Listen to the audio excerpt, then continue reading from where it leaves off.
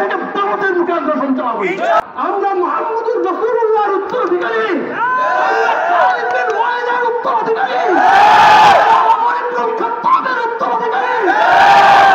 আপনারা কমাতে পারবেন না। সেফ হাসপাতাল, নরমাল ডেলিভারিতে আপনার আস্থার হাসপাতাল। শহীদ করে এদেশের সুপরিকল্পিত একটা দাঙ্গা লাগানো এবং সেই দাঙ্গার উসিলা দিয়ে ভারত বাংলাদেশে হস্তক্ষেপ করত।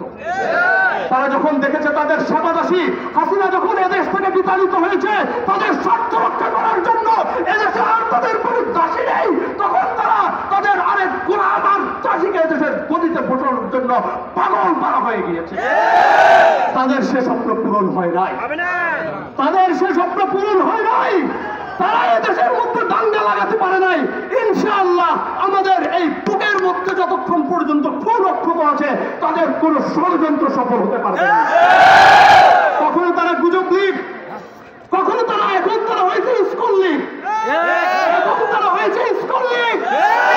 এর ব্যাপারে সাবধান থাকবেন। আমাদের আশেপাশে কোন ব্যক্তির মাঝে কোন সম্প্রদায়ের মাঝে যেন এরা কোনোভাবেই বিভেদ সৃষ্টি করতে না পারে। আমাদের শত্রু কারা? হিন্দুরা আমাদের শত্রু? হিন্দুরা আমাদের শত্রু? এদেশের হিন্দু, বৌদ্ধ, খ্রিস্টান যত ধর্মাবলম্বী আছে আমরা সবাই বাংলাদেশী। আমরা সবাই আমরা শত সহস্র বছর যাবৎ এই দেশে আমরা শান্তি এবং নিরাপত্তার সাথে বাস করে আসতেছি। আমাদেরকে ধর্মের ধ্যান তুলে আমাদের মধ্যে কোনো বিভেদ আপনারা ইনশাআল্লাহ তৈরি করতে পারবেন না। আল্লাহর মুসলমান তাদের ঈমানের দাবি পূরণার্থে মুহাম্মদুর রাসূলুল্লাহর ইজ্জত রক্ষার্থে ইসলাম শান্তির ধর্ম এই কথা প্রমাণ করার জন্য একটা হিন্দুর গায়েও হাত তুলে নাই। কিন্তু কতদিন আপনারা আমাদের এই ধৈর্যের পরীক্ষা নেবেন? আজকে যারা হিন্দুত্ববাদের নামে, ইসকনের নামে এই বাংলাদেশের মধ্যে ভারতের দালালি শুরু করেছেন, হিন্দুত্ববাদকে যারা আজকে এই বাংলাদেশে প্রতিষ্ঠা করার চেষ্টা করতেছেন, এই বাংলাদেশের মুসলমানের রক্ত নিয়ে যারা আজকে হোলিখেলা করার চেষ্টা করতেছেন, আপনারা সাবধান হয়ে যান, এই বাংলার মাটিতে আপনাদের জায়গা হবে না। আর 1947-এর পর থেকে নিয়ে অর্থনৈতিক ভারত সরকার হাজার নয় লক্ষ লক্ষ মুসলমানকে ভারতের মধ্যে হত্যা করেছে। ন্যূনতম সামান্য বিষয়, গরু জবাইয়ের মতো সামান্য বিষয় নিয়ে ভারতে আমাদের মুসলমানদের ভাইদের রক্ত নিয়ে প্রতি মুহূর্তে হোলি খেলা হচ্ছে।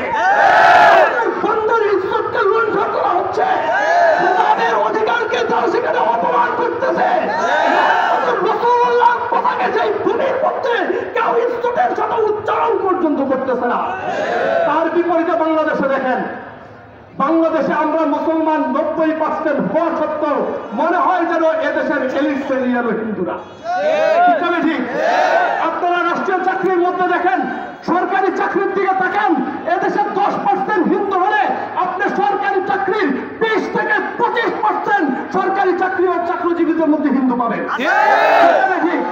কোটার নামে, সংখ্যালঘুর নামে, মুক্তিযোদ্ধার নামে, আওয়ামী লীগের নামে আজকে একের পর এক এদেশের শীর্ষ পর্যায়ের অফিসারদের মধ্যে হিন্দুদেরকে বসানো হয়েছে।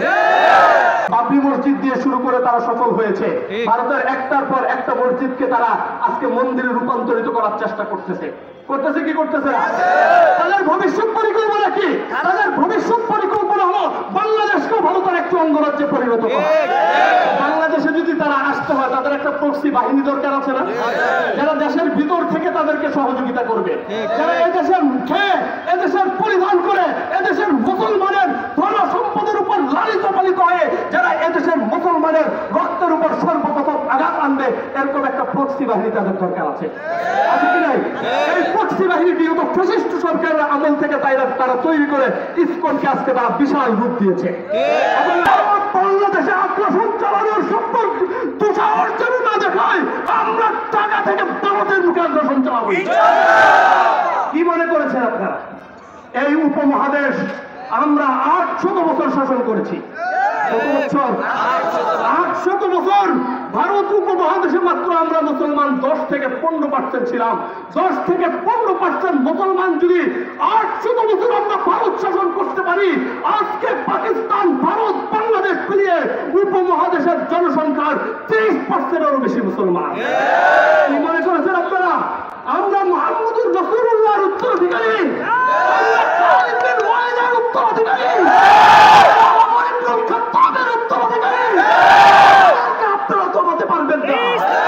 সেফ হাসপাতাল, নরমাল ডেলিভারিতে আপনার আস্থার হাসপাতাল। সেফ হাসপাতাল, স্টেডিয়াম রোড, সদর, লক্ষ্মীপুর।